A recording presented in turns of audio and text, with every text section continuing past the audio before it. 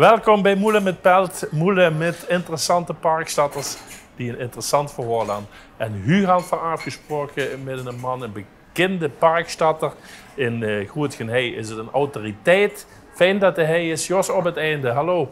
Goedemiddag. Hallo. Goedemiddag, Frans. Ik ga dich van alles te vragen. Zullen we ons even erbij zetten? Ja, zeker. zeker. Wat wil ze drinken? Noem maar een cola. Colaatje? Doe eens een cola. Ja? Oké. Moelen met Pelt.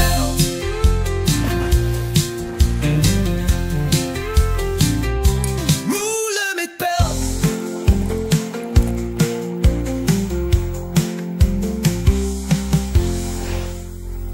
Jos op het einde.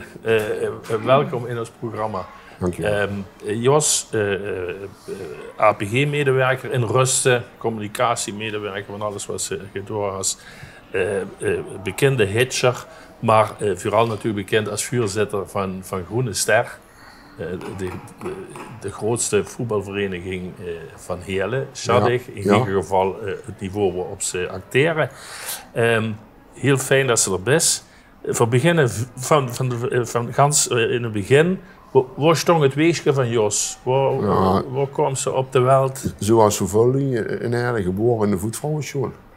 En opgegroeid op Heerlenheide. Oké, dus eigenlijk geboren en getogen. De eerste 12 jaar niet in het centrum van Heerlenheide, maar op de Huisbergerstraat. Ik heb in Frank op de Liegere School gezeten. Telvergroot. Ja. En ja, goed, 12 jaar zijn van het centrum van Heerlenheide verwoest. Mag je wel mijn ganse leven al op Heerlenheide. Ja, een richtige hitser. Ja. Dus ze is op de Frank op school gegaan, Ja. zei ze? Ja. De ganse Liegere School? De ganse Liegere School. We gaan de laatste 2 jaar wonen we wel op Heerlenheide, maar ik wou ook kost voor kost op school blijven zitten, omdat ik toen helemaal... Dus ik heb toen wel de basisschool gewoon afgemaakt. Ja, had ze dat toen nog metgemaakt dat de Frank al zo'n beetje, de oude Frank al zo'n beetje begon te verdwijnen? Of was dat toen nog niet? Toen waren de jonge scholen, die heb ik nog helemaal afgemaakt. Die lag toen nog neven de 1967, dus toen volledig de school. En toen waren we bekend dat de mijnen gingen sluiten. Ja. Toen waren wel die instoelen dichtgetimmerd. Ja, de echte van oude Frank. Huisken en Frank, ja. Ja, herinnering. Toen dus, ja, Liegere School. En toen zag ze, nou, dat Jos, dat kan wel gaan studeren. Of dat kan wel... voormes. Nee, ik ben toen naar de Hendrikjes gegaan in Heerlen. Dat wordt ietsje klas, ietsje jaar wordt het nog Muller, daarna is dat MAVO geworden. Daarna naar de meer Owen Heerlen. Ja, en toen kortstondig heel even bij een woningvereniging, maar daarna terechtgekomen bij ABP. En nu heb ik uiteindelijk ben ik tot 40 jaar in dienst geweest. Ja, van 21 tot bijna 61 ja. jaar. Want ik denk dat wie stond dus bij het ABP in dienst kwam, toen was het pas in Heerlen, toen de ganse nieuwbouw er al? Toen waren ze GK2 aan bouwen. Oké, de uitbreiding zeg maar. Ja. Daar had ze 40 jaar gewerkt, dat is er gekend. Niet immer op dezelfde plek. Nee.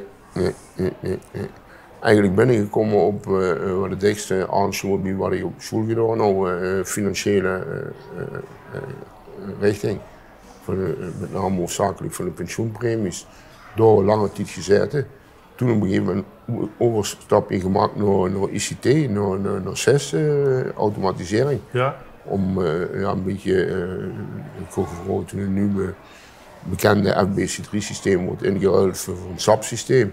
En ben ik daar een ICT geweest en dat eigenlijk een paar jaar gedaan. Bevoel me ook prima. Maar dan moet ik even bij vertellen dat ik eigenlijk vanaf 1981, 82, ik was immer heel nauw betrokken bij een stukje journalistiek, bij de voetbalclub, het clubblad en nog het. Toen word ik op een gegeven moment benaderd van Jos, wat voor de krant doen. Ben ik bij de Limburger gekomen als freelancer. In het weekend werd voetbalverslagen maken, dat wordt in Noorderhand. Ook door de week wat verhalen. En op een gegeven moment wordt het zelfs dat ik elke zondag op de sportredactie aan het werken was. En dat heb ik heel lang gedaan, moet ik zeggen. Ook met heel veel plezier, met hele fijne mensen gewerkt. Hartstikke mooi. En uiteindelijk heb ik van mijn hobby eigenlijk mijn beroep kunnen maken, ook bij de ABP. Toen wordt interne communicatie, die wordt toen afgescheiden en op een hele grote nieuwe afdeling onder leiding van Mario Pluimakers, die heeft zijn oren gekend. Ja, en dan wordt er op mensen gezorgd. Ja, goed. Jos, is dat niks voor dich? En dan ben ik gedaan. Ik heb toen toch moet ik zeggen, bijna 16 jaar gewerkt dan over het personeelsblad, allerlei leuke dingen binnen afdeling. Ja, dat wordt op het lijf geschreven, dat moet ik zeggen. Oké. Ja. En op een gegeven moment wordt het veerdig of nou, goed, pensioen? Nee, goed, of... toen van 2015, 2016 komen er toch weer behoorlijke reorganisaties en regelingen. Ik hoefde er zelf niet over het gezien, het systeem met het aantal dienstjaren wat ik hou. Dan moet ik immers anders plaats moeten maken. Maar ja, voor mij wordt dat wel ik moet zeggen, er waren wel privéomstandigheden bij. Mijn zus was pas gestorven toen. En toen kreeg die kans om de route te stappen. En toen kwam op een gegeven moment zag mijn vrouw van, ja Jos, moest je daar nu over nadenken.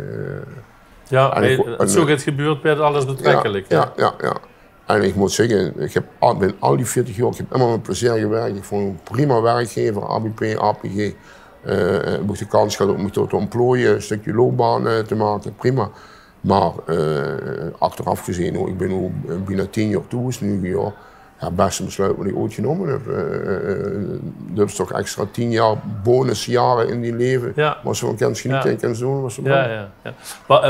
Was ze vooral bij school daar komen we voor nog wel op. Maar deze ook nog met die schrijverij, deze ook nog? Nou, eigenlijk heb ik op het moment dat ik in 2016 gestopt met werken, waren er nog het aan gedaan.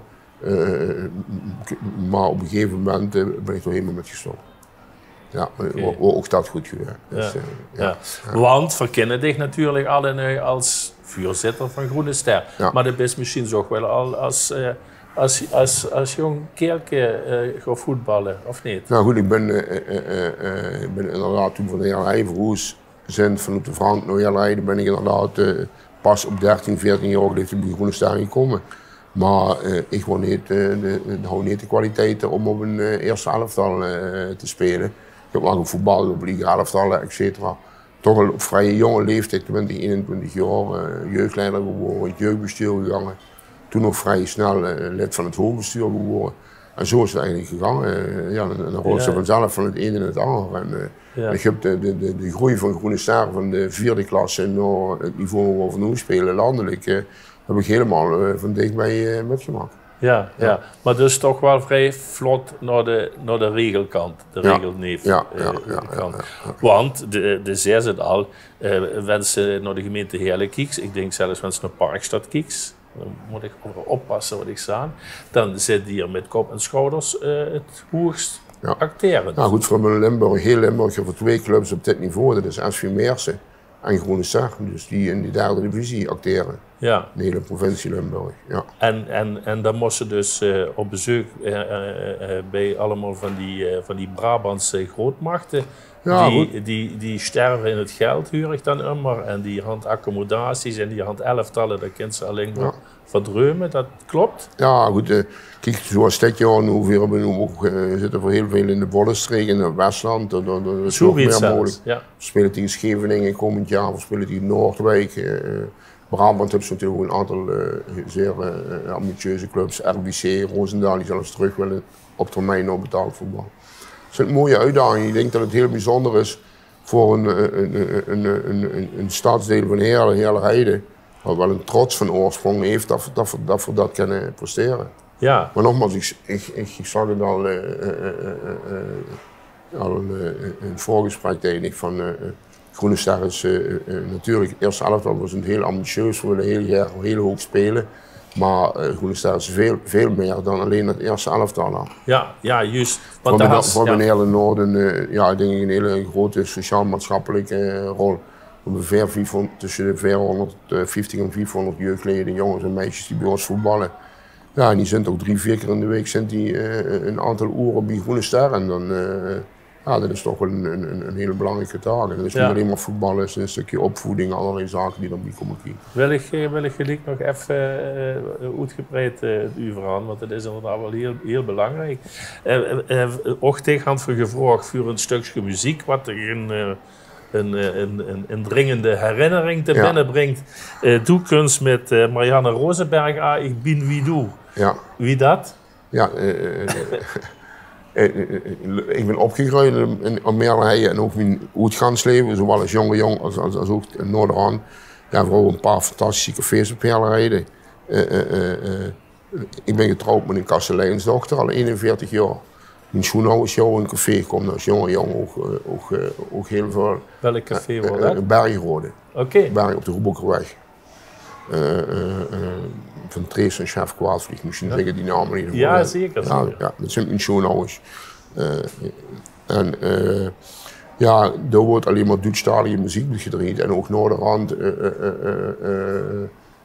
in die aancafés. Dus ik heb wel met Duitsstalige muziek nog immer. Ja, en die plaat, en die zangeres, ja goed, die is Eva Ollesmith, die is ook uit 1954, is immer aan de top gebleven. Maar als je nou die tekstloesters, dan herken ik me ook wel heel goed in wat ze zeggen. En in 1976, toen dat pleitje de top enorme hit, die hadden niks anders. Ja. Toen heb ik ook die eerste keer een korte charre gehad met mijn huidige vrouw. Die was toen nog kasteleinsdochter. Dat was toen niet zo succesvol. Maar goed, een aantal jaren later hebben we ons opnieuw getroffen. En nu ben ik toch al 41 jaar met getrouwd. Dus ja. Ik ben wie du. Ja. We gaan eens luisteren. Ich bin wie du, wir sind wie Sand und Meer, und darum brauch ich dich so sehr. Ich bin wie du, wir sind wie Tag und Nacht, und füreinander immer nur da. Ja, dat ik ben wie doe. Het is nog bijvoorbeeld met Vastelovend nog immer een dijk van een hit. Ja. Deed het overal. Goed. Als het best wel even voor goed gelopen op waar je het nog over zou willen gaan, dat is over ja, zeg maar het maatschappelijke rol van Groene Ster. Ja. Maar misschien eerst nog even terug naar zichzelf. Daar gaat het uiteindelijk over. De best op een gegeven moment weer chauffeurzitter. De ganse weg, weten we eigenlijk nog niet. Ja goed, ik ben, wat ik straks al vertelde, eigenlijk als jonge jongen een organisatorische functie binnen de club gekomen, bestuurslid gewerkt. We hebben dat altijd met een club jongens gedaan die daar hard voor houden.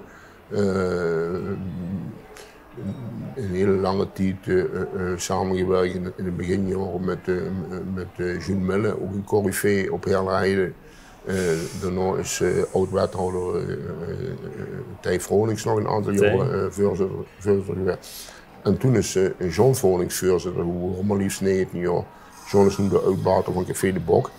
En in 2012 is John door begonnen en ja, hij toen ook eigenlijk wel voor de hand van ja Joost, ik heb helemaal met hem samen gedaan, gewoon zijn café was. Had ik wel niet te combineren met het voorzitterschap. En ja goed, toen ben ik dus voorzitter geworden en voor die lijn proberen voor te zetten en op een goede manier proberen de club op niveau te houden. En ja goed. Voor een gigantisch grote groep goede vrijwilligers, een goede sponsorcommissie. Het moet financieel ook allemaal kloppen en allemaal haalbaar zijn. En ja, dat had toch wel geleid tot voor mooie, succesvolle jaren achter de rug. Ja. Maar voor dich persoonlijk betekent het natuurlijk dat voorzitterschap, dat is niet zo gaat was ze zomaar op met een paar stuntjes in de week is. Het is natuurlijk heel heftig. Nee. Een grote club, niet alleen, niet alleen op hoog niveau voetbaldingen, maar ook de maatschappelijke rol van Groene Ster, hele Noord, vol met uitdagingen en problematiek. En ja, dat krijgt we allemaal op die tel. Nee, natuurlijk, goed. En het zou te veel tijd in beslag nemen, maar een vereniging van ons grootte en waar we allemaal mee bezig zijn. Ja, dat is gewoon een klein bedrijf, maar dat kan ze niet als een bedrijf runnen. Want een bedrijf runt ze met mensen in loondienst en een vereniging runt ze met vrijwilligers. Dus het is een hele andere wereld. Maar er werd wel van die verwacht als een bedrijf functioneert. Want het geven geld om. Er moeten allerlei regels van doen, vergunningen, noem maar allemaal op. Hè.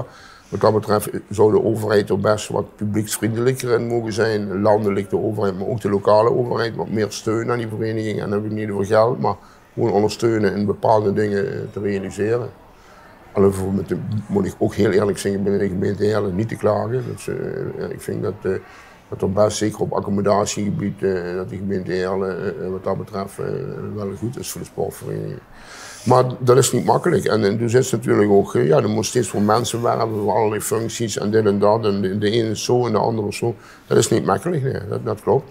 En nog voor heel eerlijk zijn, we kunnen 100 dingen goed doen, dat zien jullie als een automatisme. Maar moesten ze een impopulaire maatregel nemen, ja, dan dat kan gebeuren. Ja, dat is zo natuurlijk ook. Maar dat hoort er ook bij. Ja. Maar goed, ik ben vanaf 2016 ben ik dus niet meer actief aan het werken. Ik ben ook overdag vrij. Ik woon 10 uur op het voetbaltraining. Ik kan er behoorlijk het tijden steken. Ik moet ook zeker zeggen dat ik toch natuurlijk dat moet ook toeskloppen. Mijn vrouw die moet toch niet een tegenspreek of zeggen van dit of dat. Natuurlijk zijn er wel eens momenten dat het veel energie kost, maar dat is allemaal prima. Maar goed, ik ben nog met meer dingen bezig. Ik heb mijn gederen toe. Ik heb een dochter die in Amsterdam woont, daar moet regelmatig naartoe gegaan worden. We hebben nu sinds 2,5 jaar een kleinzoon voorheen door in Amsterdam. Dus mijn vrouw gaat nog vaker. Ik wil er zelf uiteraard ook regelmatig naartoe. Dus het is wel, ondanks dat ik niet meer werk, wel een heel druk bezet leven. Ja. Ik zit ook nog in het bestuur amateurvoetbal van de KNVB. Dus ik moet regelmatig nog eens naar Zeist gaan. Vertegenwoordigd door de 100 meest zuidelijke clubs in Limburg. Dus wat dat betreft is het niet zo van dat ik mijn vrije tijd dat ik me verveel, laat ik het zo zeggen. En als ze een beetje pech hebben, dan maken ze zich ook nog goed voor Bobo. Ja. Toch? Ja, maar dat valt wel mee. Maar wat natuurlijk heel erg belangrijk is bij UG, dat die jeugd, dat er natuurlijk veel jeugd is in Heerlen Noord die eigenlijk is aangewezen want ze willen voetballen op Groene Ster. Ja. Want op jeugdgebied zit er voor de rest niet zoveel smaak. Klopt. En waar dus ook jongens en meisjes uit gezinnen die het zich niet kunnen permitteren komen, die wat sociale problematiek is, wat die kinderen misschien metnemen naar de club en zo. Ik denk dat ze er ook nog een extra belasting in has. Of wie lost ze dat op? Ja, dat is heel moeilijk. Bij ons in de vereniging is voor Jiker in de plaatsje, of het zoontje van de burgemeester is of iemand die het heel moeilijk had. We hebben ook kinderen erbij die in gezinsvervangende huizen wonen, in een beschermde omgeving, die dan bij ons komen voetballen. We hebben vluchtelingen bij ons voetballen die amper een woord Nederlands spreken. We proberen iedereen erop te doen, maar dat is niet makkelijk. Dat vergt van ons vrijwilligers, als jeugdleiders, vergt dat toch heel veel. En dat is niet altijd makkelijk. Dat leidt ook wel eens tot conflict situaties die dan opgelost moeten worden. Maar in totaliteit, als ik kies daarvoor 35 jeugdteams hebben, en het begint met 5 jaar en het eindigt met 19 jaar. En nu is het vanzelfs gestart met kaboutervoetbal, met kleintjes van 2, 3, 4 jaar. Dat is niet makkelijk. Maar ik denk wel dat de taak is van ons. En we hebben op dit moment 3 of 4 projecten vanuit het programma Heerlen Noord, bovengrondse vakschool, sporten, maar op samenwerkingsverbanden. We proberen er alles aan te doen om daar verbeteringen in te brengen, om dat te ondersteunen. Ja. Het is niet makkelijk om het juiste sporen te vinden. Maar er wordt in ieder geval, ik ben nog jarenlang al een grote voorstander ervan, dat de driehoek, de lokale overheid, de gemeente dus, de bestaande sportverenigingen niet steeds wat opnieuw bedenken, etc. Gemaakt gebruik van de kennis, accommodaties van die bestaande sportverenigingen en het onderwijs. Die samenwerking zou nog veel nauwer moeten zijn. En dan bedoel ik ook bij die gemeente, al die ketenpartners die er zitten, noem maar op. Van buurtgericht werken, stichting leergeld, noem maar allemaal op. Die drie partijen, want die jeugdigen, die hebben te maken met de sportvereniging, die hebben te maken met het onderwijs in de gemeente. En die problemen die komen op allemaal die plekken weer. En zou ze nog meer moeten faciliteren naar die verenigingen toe en samenwerken. om die problemen op te lossen. Ja, ja. Maar dat is een uitdagende taak, moet ik zeggen. Ja. Maar het is straks ook nog, want op zich zijn er natuurlijk wel fondsen, bijvoorbeeld Wend Kinger wil gaan voetballen, of wil gaan turnen, of wil gaan figuur zeggen, ik zeg maar het. Daar zijn fondsen voor, dat die contributie betaald kan worden, en spulkjes enzovoorts.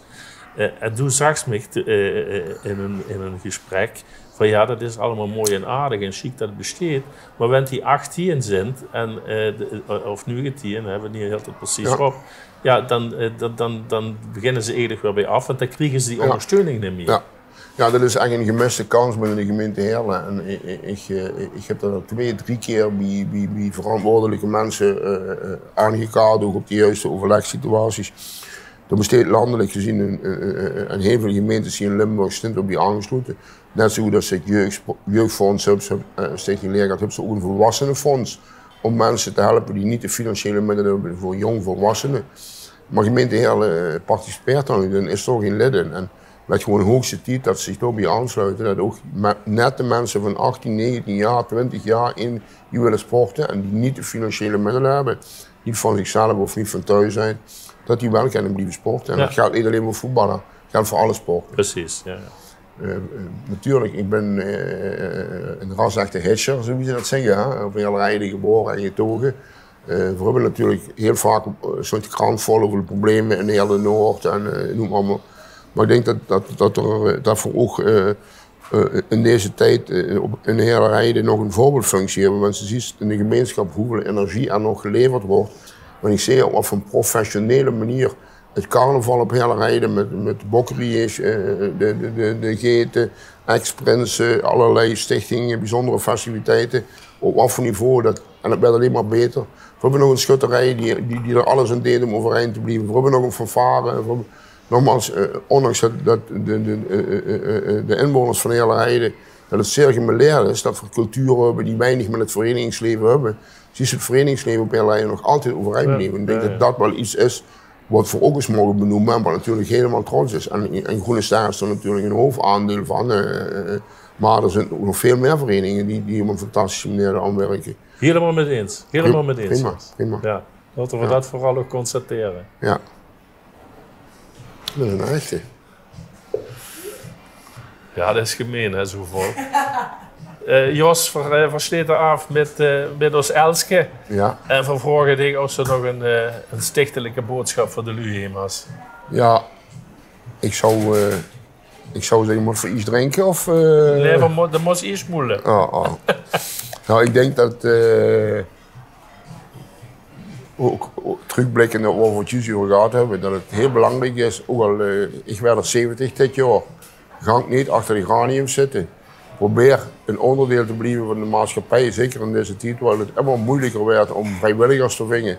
Probeer het te doen en het hoeft niet allemaal bij een voetbalclub, het hoeft niet allemaal bij een harmonie, maar probeer het te doen, al is het voor de medemens. Probeer het te doen, ga ik niet voor zichzelf alleen maar binnen zitten, dat had allemaal geen zin. Blijf onder de lui, blijf het doen. Probeer het te betekenen voor de gemeenschap wat ze leeft. Dan werd ze ook oud en blijf gezond. Dat wil ik je bij laten. Ja? Ik ben het alweer helemaal met je eens. Van het echt dezelfde maag. Gezondheid. Gezondheid. Angerwerk bij Moelen met Pelt.